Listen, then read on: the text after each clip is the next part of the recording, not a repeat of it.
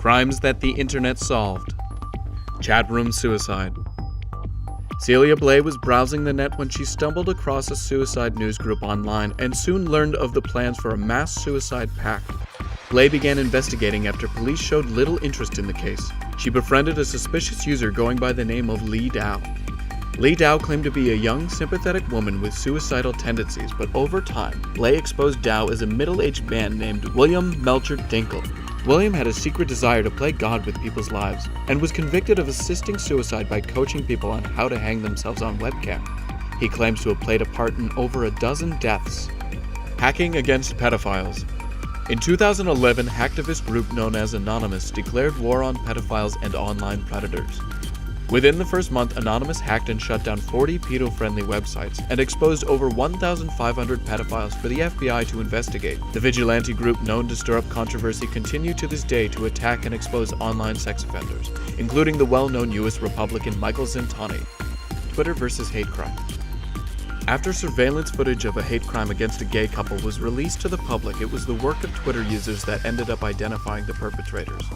A user by the name of Greg Bennett came across the suspects in a group photo in a restaurant. Bennett decided to retweet the photo with the caption "Philly hate crime." User FanSince09 then retweeted the photo and got a mass response to verify the name of the restaurant where the photo was taken.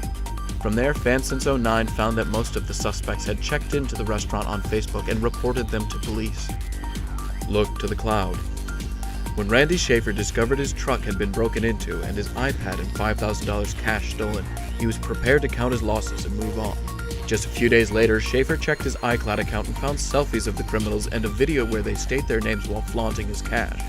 Schaefer tracked the IP address and found his iPad abandoned behind a restaurant, and the police caught up to the criminals shortly after viewing the video.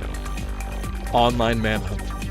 There have been many cases of animal abusers being exposed online, but in one case the fast actions of the online community really shine. After Walter Easley uploaded a 6-second Vine video of himself kicking a cat across his yard, he was quick to delete the video. But it was too late. The video had already been duplicated by Reddit and 4chan users, and the online manhunt was in motion. After a search to match the teen's face to his social media, he was identified and a petition went out to have him registered as an animal abuser, like for a hitman. When 38-year-old Jonathan Giraldo advertised himself as a contract killer on Facebook, it didn't take long for the police to bust down his door. Giraldo was arrested on suspicion of firearms offenses after he posted pictures of himself showing off his guns and cash on his public page. Police spokesman stated, "At the moment, we do not know yet if he is really a contract killer or if he is an idiot making up a fantasy life from his bedroom." Library vandal. A British teen thought it would be fun to vandalize a library by clogging the sinks and leaving the water running to flood. When he was brought into questioning, he denied having anything to do with it until the police discovered he'd been bragging to his friends on Facebook about the crime. The teen then fessed up and was arrested and charged for $225,000 worth of damage. Jihad Jane. Colleen LaRose, a converted Muslim extremist under the alias Jihad Jane, had been blogging about her support of terrorist acts. She had already grabbed the attention of many readers over the course of 3 years when she announced her involvement in the attempted murder of a Swedish cartoonist. LaRose was arrested and sentenced to 10 years imprisonment for terrorism-related crimes. Prison social network. Two thugs doing time for violent crimes were showing off on their Facebook on how easy they had it in prison with their video games, mini-fridge, and laid-back dress codes.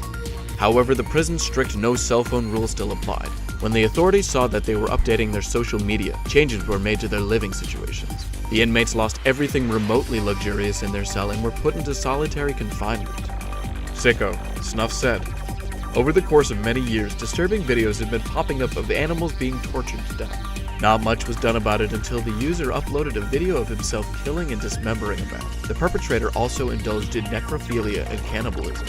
The suspect was quickly identified as he was already a famous Canadian porn star, Luco Rocco Magnotta.